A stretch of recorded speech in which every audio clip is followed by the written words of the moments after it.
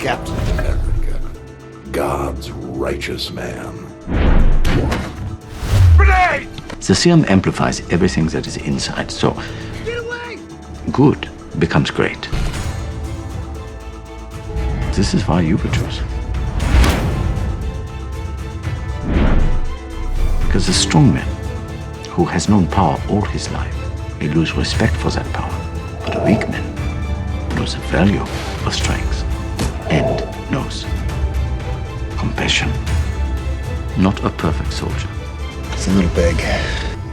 but a good man. Engage all defenses. Get this man a shield.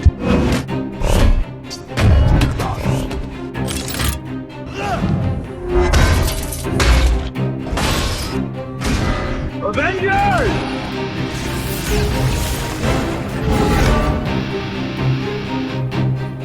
Assemble.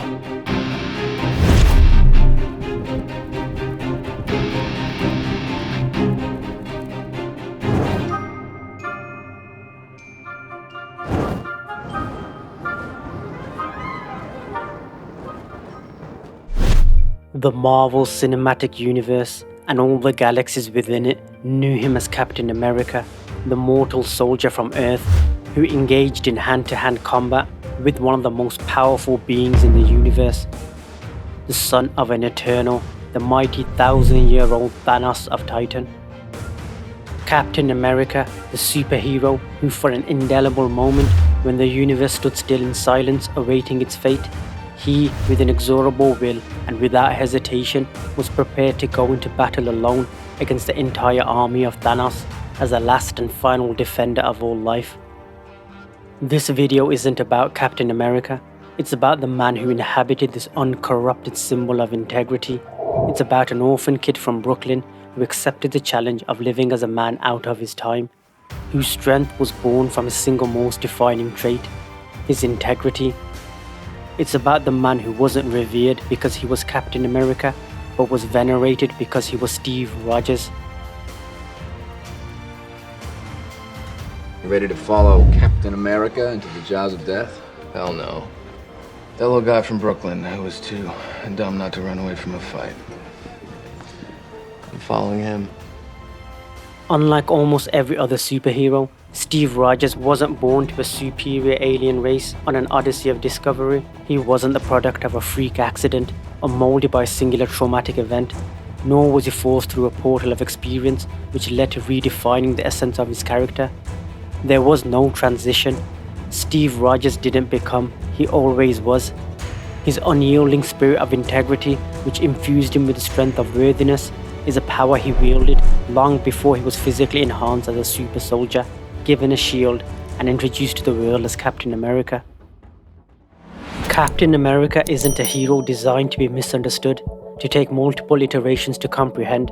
He was designed to connect with people as he was, accessible and immediately recognizable for who he is, what he stands for, and what he fights against. Whilst for some, this can initially lead to the misperception that he's unstimulating and lacks the excitement as some of his fellow Avengers, this is also the quiet intensity and magnetism of Steve Rogers' Captain America. He exists ceaselessly without qualification. He's not inscrutable, imploring to be figured out. He's clear, definitive, you know where you stand with him, and more importantly, you know where he stands and what he stands for. Compromise where you can. Where you can't, don't. Even if everyone is telling you that something wrong is something right. Even if the whole world is telling you to move, it is your duty to plant yourself like a tree, look them in the eye and say no. You move. He's not packaged as disassembled pieces demanding to be put together. Like his integrity, he's whole, complete, and unequivocal. That being said, it would be an injustice to ignore that Steve is a man of great depth, which gives him the deep foundations to carry the weight of the responsibility as the leader of the Avengers and the moral compass of the MCU. It can be easy to overlook some unassuming yet remarkable insights Steve Rogers can teach us, which trace their genesis to Steve's integrity and the power this ignites. So, what is integrity? Integrity is the practice of being honest and showing a consistent and uncompromising adherence to strong moral and ethical principles. The word integrity evolved from the Latin adjective integer, meaning whole or complete. Integrity is an iron shield forged in a fire, fueled by truthfulness, kindness, and trustworthiness, fortified on an anvil, hammered by justice, honor, and strength. Irrefutably, Steve Rogers imbued every single one of these characteristics. He was a man whose actions and principles all derived from a single elemental framework of unrelenting values. Captain America's superpower isn't his extraordinary physical abilities, but undeniably his strength of character. Anyone can become physically strong and enhanced with the serum, but only Steve Rogers can be Captain America. Even after the serum, with his newfound physical dominance, Steve remained initially sidelined and continued to be perceived as a loser. He was used as an entertainer, shipped around the country as a mascot to raise money to fund the war, rather than enlisted as a soldier. It wasn't Captain America's physical prowess that ultimately made the nation in the 1940s idealize and elevate him to the station as a hero. It was his character. When finally the nation had the opportunity to experience his courage and unstoppable pursuit of what's right, it was when the nation for the first time witnessed the power of his integrity, an integrity which fueled him to embark on a solo rescue mission, saving Bucky and the lives of 400 men. Whether as a small, feeble kid bullied for his physical weakness, or a super soldier considered the pinnacle of human potential and operating beyond peak physical performance, both bodies, whilst physically the antithesis of each, ultimately housed the same true superpower, the power of integrity, creating an indomitable spirit within. Steve Rogers, before and after the serum, are both a kid from the inner city who don't like bullies and just want to do the right thing. They both remain powered by the same perpetual engine of integrity. The serum simply allowed Steve to replace his bodywork with something more durable, built for collisions with bullies.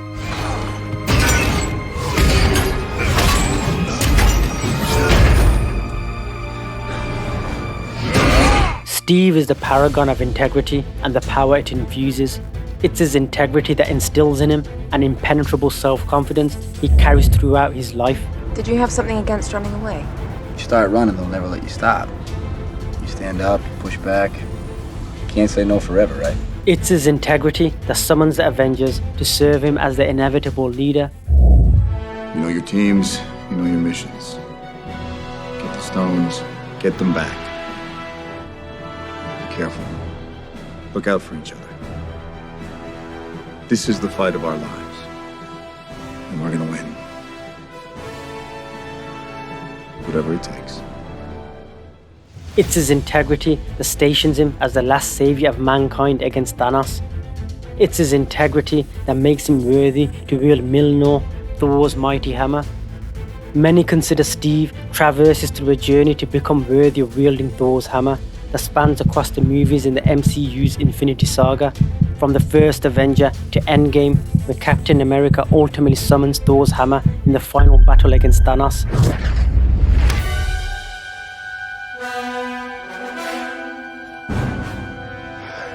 I knew it. In the Avengers Age of Ultron, Steve is shown as almost imperceptibly raising Thor's hammer, leading many to believe that Steve has the potential of being worthy, but isn't worthy just yet. However, Steve didn't become worthy. He didn't accrue worthiness. He always was. How is Steve Rogers not worthy? Is he not? Are we sure? Did he fail or did he stop? Steve didn't have to wait until Endgame to become worthy. He was always worthy and capable of wielding Thor's hammer in the Age of Ultron, but he acted like he couldn't for Thor's sake. Seems to move it in a way ever so slightly. Yeah, in a way where you're not quite sure. Did I see that? Did I not see that? Did he move it and not want to embarrass Thor? Thor is also not sure Yeah. whether Cap did it. There's that real moment of trepidation on the part of Thor. It was Steve's integrity that made him worthy of raising Thor's hammer, and it was that same integrity which gave birth to his humility and consideration of others.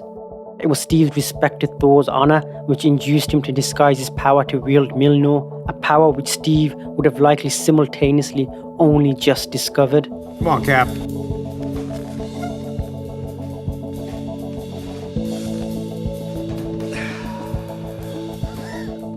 It's a very, very interesting theory. I have a simpler one. You're all not worthy. It's entirely conceivable that the sick, small, and feeble pre-serum Steve from the 1940s could have wielded Thor's hammer long before he became Captain America. Such was the power his integrity summoned. Stick a needle in that kid's arm, it's gonna go right through him. Come on, girls. Look at that. He's making me cry. I am looking for qualities beyond the physical. You win wars with guts. Grenade! Move, move, move! Get away! Get back!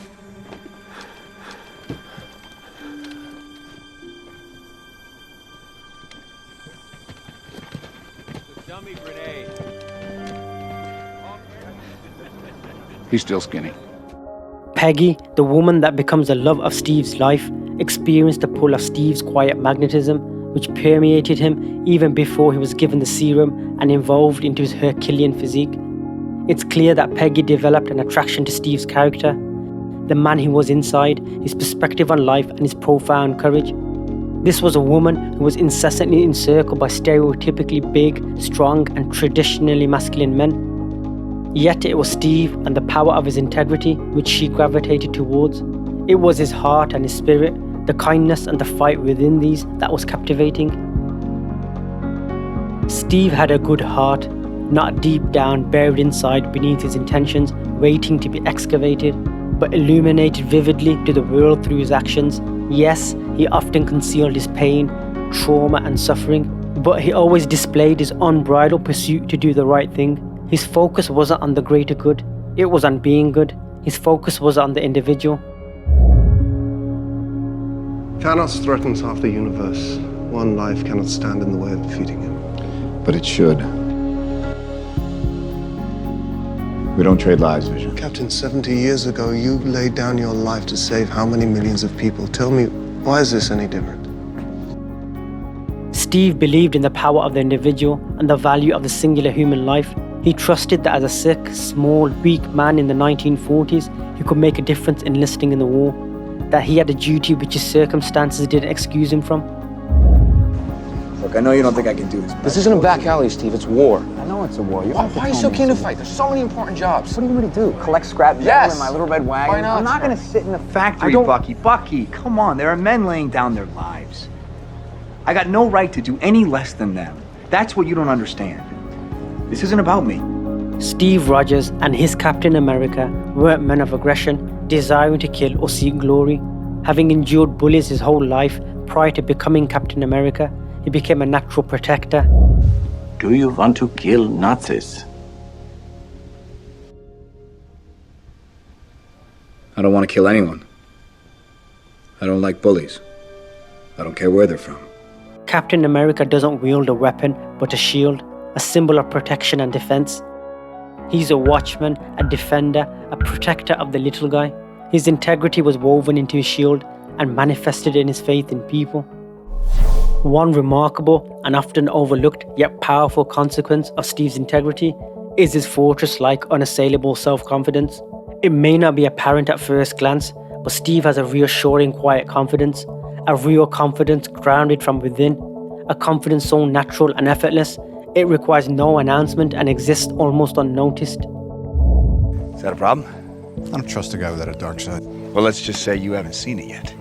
Steve Rogers' Captain America doesn't have the same swagger or conventional charisma as Iron Man or Thor, but he has a quiet magnetism that languidly captivates you. He was self-assured, with an alluring aura of assertiveness which commanded attention and respect. And you think all's forgiven? I'm not looking for forgiveness, and I'm way past asking permission. Earth just lost your best defender, so we're here to fight. And if you want to stand in our way, we'll fight you too. Before the serum forged Steve into a super soldier, he had one dream, and that was to serve his country as a soldier in World War II and simply fight bullies. He was repeatedly rejected by military recruiters across the state due to his distinctly weak physical stature. Yet he was unabated in his relentless pursuit to fight in a war to preserve freedom. Just think about how profoundly powerful that is. That this sickly, small man, rejected by the very society he wished to protect, continued to have an almost inimitable level of self-confidence, that he was sufficient as he was, that he had the mettle to fight the biggest, baddest bullies of his time, despite spending his life incessantly told he wasn't good enough. This unshakable confidence and fight in his spirit was anchored by his integrity. This wasn't foolishness or delusion. This was authentic, earnest confidence, which Steve's principles emanated through everything he did and felt. Whether as a scrawny, weak kid from Brooklyn, his integrity-infused confidence and spirit of strength meant he never hid in the shadows. He never ran away from bullies or backed down from a fight, no matter how unmatched he may have seemed. He can get hit and knocked down over and over again. I could do this all day. And unrelentingly strive to stand up. You just don't know when to give up, do you? I could do this all day. In his early life, Steve Rogers may have been the physically weakest guy in the room, but his integrity made him a force of nature to be reckoned with. Steve's confidence and his spirit are elemental characteristics which are inalienable because they are powered by an immutable integrity. And why is integrity, in the end, so singularly powerful? Because when you think about it, it's one of the last realms of existence which only you, the possessor of this virtue, has complete dominion and control over, inaccessible and beyond the influence of man.